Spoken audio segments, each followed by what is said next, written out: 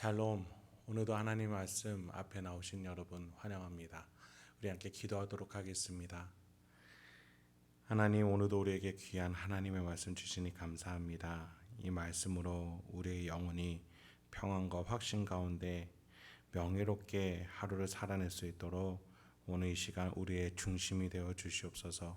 주님의 말씀이 우리의 영혼을 붙들어 앞을 바라보며 좌우로 흔들리지 아니하도록 인도하는 그 은혜가 있을 수 있도록 오늘 이 시간 역사하여 주시옵소서. 예수님의 이름으로 기도했습니다. 아멘. 오늘 함께 살펴볼 말씀 마태복음 11장 20절에서 30절까지입니다. 마태복음 11장 20절에서 30절까지 함께 살펴보도록 하겠습니다. 지난 본문에서 예수님은 천국의 증거들이 아무리 나타나고 세례 요한이 아무리 메시지를 전해도 받아들이지 않는 지혜 없는 자들을 비판하셨습니다. 그들은 들을 귀가 없었습니다. 나타난 일들을 볼 눈을 스스로 가린 자들이었습니다. 마음이 악독하여 자신의 기준에 맞지 않으면 이중성을 가지고 세례 요한과 예수님을 귀신 들렸다 폄하하거나 방탕한 자로 치부해버리는 자들이었습니다. 지성이나 마음, 눈, 귀, 영혼의 모든 인식처를 막아놓고 결국 스스로의 가치 기준과 판단으로만 사는 자들이었습니다. 그래서 더 나아가 예수님은 그런 교만한 문화를 가진 도시들까지 같이 비판하고자 하십니다. 20절부터 24절입니다.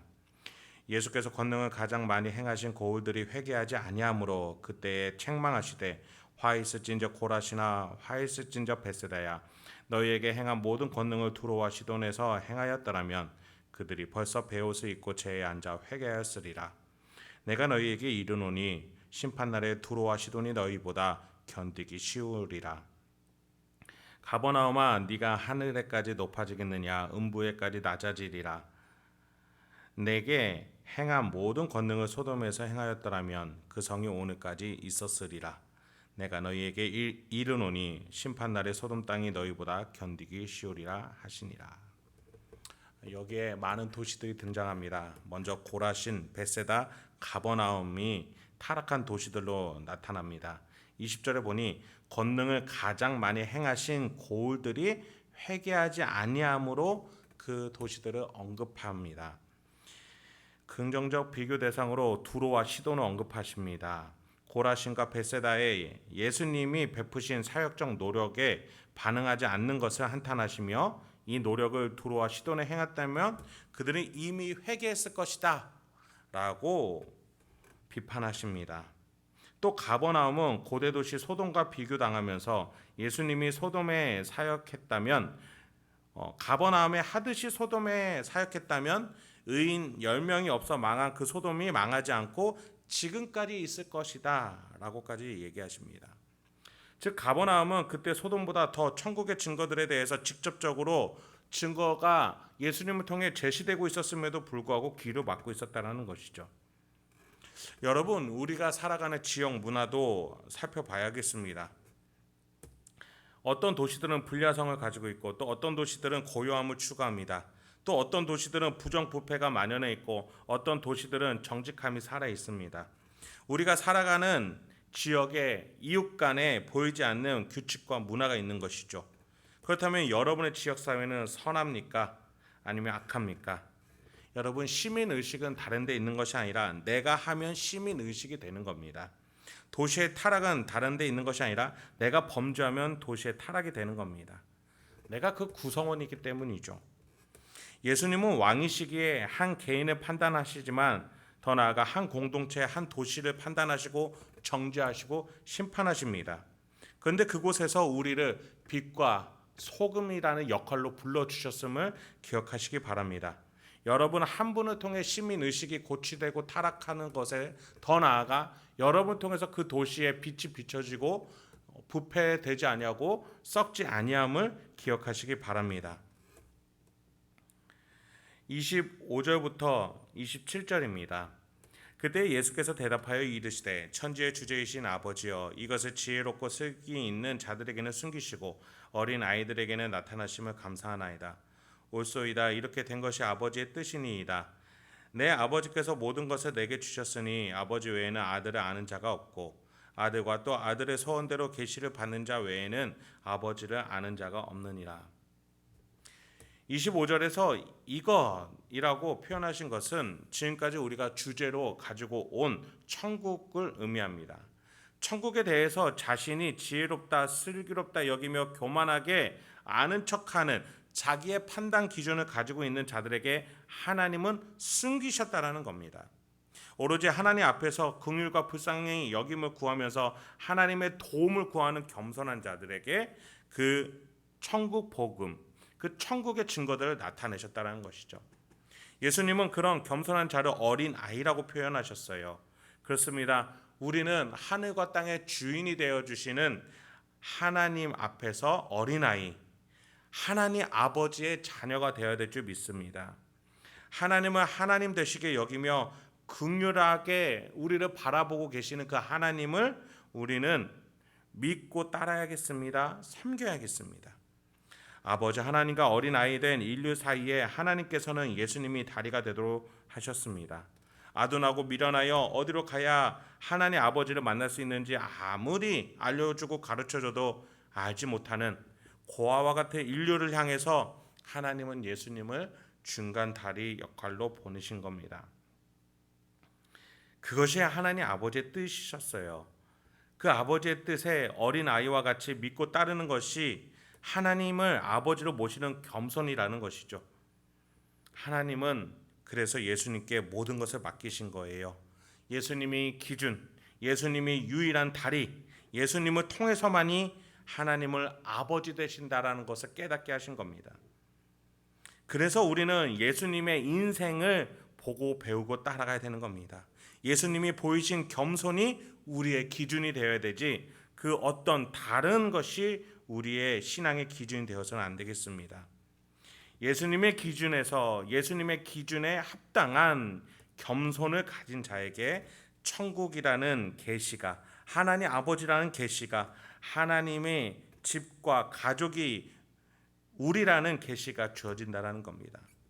그래서 우리가 예수님의 일생에서 겸손이 무엇인지, 긍휼이 무엇인지, 복음이 무엇인지 배워야 된다는 겁니다. 예수가 없는 겸손과 복음은 아무런 우리의 영적인 유익이 되지 못한다는 것이죠. 그래서 예수님은 자신의 인생을 기준으로 두고 28절부터 30절과 같이 살라라고 말씀해 주십니다. 수고하고 무거운 짐진 자들아 다 내게로 오라. 내가 너희를 쉬게 하리라. 나는 마음이 온유하고 겸손하니 나의 멍에를 메고 내게 배우라. 그리하면 너희 마음이 쉼을 얻으리라. 이는 내 멍에는 쉽고 내 짐은 가벼움이라 하시니라. 예수님은 예수님의 그 기준이 높지 않다라고 말씀하세요. 쉽고 가볍다라고 말씀하십니다. 우리 입장에서 세속을 향해 살아가는 것이 더 쉽고 좁고 편하고 익숙할 수 있습니다. 그렇습니다. 예수님을 따르는 길은 좁고 험하다라고 예수님이 이전에 말씀도 하셨어요. 그 어렵고 험하고 좁은 그 길입니다. 좀 더 우리에게 익숙한 넓은 문, 넓은 길이 있어요. 그런데 여기서는 왜 예수님은 예수님의 이 길이 쉽고 가볍다라고 하시는 겁니까? 만약에 우리가 예수님 안에서 하나님 아버지를 깨닫고 천국이 나의 집임을 알게 되고 성령 하나님이 나와 함께 하신다는 사실을 깨닫는 그 순간, 그러니까 삼위일체 하나님과 함께하는 그 순간, 우리가 걷는 좁은 길은 넓은 문이 있는 그 길에 비해서 확신이 있고 소망이 있기 때문에 어렵더라도 더 쉽고 가볍다라는 것입니다. 내가 가야만 하는 길이 되는 것이죠. 아무리 힘들고 어려운 좁은 문, 좁은 길이라 할지라도 그 길에 큰 기쁨과 감격이 있다라는 확신과 믿음이 있기 때문에 그 길을 가야만 하는 것이고, 그 길을 걸으면서 마음에서 소망이 일어나고 영혼의 쉼이 있는 겁니다. 삼위일체 하나님이 그 길을 같이 걸어가 주시기 때문입니다. 그렇습니다. 그 삼위일체 하나님이 온유와 겸손함을 가지고 지금 우리와 따스하게 동행해 주고 계심을 여러분 믿으시기 바랍니다. 내가 말씀 가운데, 기도 가운데 하나님을 중심으로 살아가면서 인생 고락과 염려와 근심과 모든 문제들을 가지고 살아갈 때에 차라리 세속적인 방법으로 살면 편한데 신앙을 가지고 하나님을 믿으면서 살려니 어려운 문제가 이만저만 많은 게 아니지만 그 안에 우리가 하나님을 믿으면서 살아갈 때 그 문제는 어느샌가 기도하는 가운데 쉬운 멍해가 그 무거운 짐이 가벼운 짐이 된다라는 것이죠. 그렇습니다. 여러분, 우리의 힘으로 이 세상 짐을 다 지어서는 안 되겠습니다. 삼일체 하나님이 길을 열어주셨고 우리를 인도해 주시고 동행해 주고 계십니다. 말씀과 기도와 묵상 가운데에 그 삼일체 하나님의 동행을 깨닫는 저와 여러분 되기 소망합니다. 그러할 때 우리의 인생이 얼마나 쉽고 가벼운지 그러면서 명예로운 인생길인지 하나하나 깨달을 수 있기 주님의 이름으로 축원드립니다. 그런 확신 가운데 오늘 하루도 살아가시는 저와 여러분 되기 소망합니다. 함께 기도하도록 하겠습니다. 하나님, 오늘도 우리에게 귀한 하나님의 말씀 주시니 감사합니다. 우리의 인생길 하나님이 가장 잘 아시는 줄 압니다. 우리 행복한 교회 성도님 한 분 한 분을 붙잡아 주시고 깨닫게 해 주시옵소서. 그래서 홀로 가는 인생이 아니라 삼위일체 하나님이 인도하고 계시고 책임지고 계시고 이끌고 가고 계시다는 사실을 깨닫게 해 주시옵소서. 그래서 수고하고 무거운 짐을 주님께 맡기고 우리가 그 주님이 주신 자기 십자가를 지고 내가 한 발걸음 한 발걸음 걸어나갈 수 있도록 주여 인도하여 주시옵소서. 예수님의 온유함과 겸손함을 항상 배우며 하나님의 아버지 아래서 어린아이와 같이 살아갈 수 있는 우리가 되게 하여 주시옵소서. 예수님의 이름으로 기도했습니다.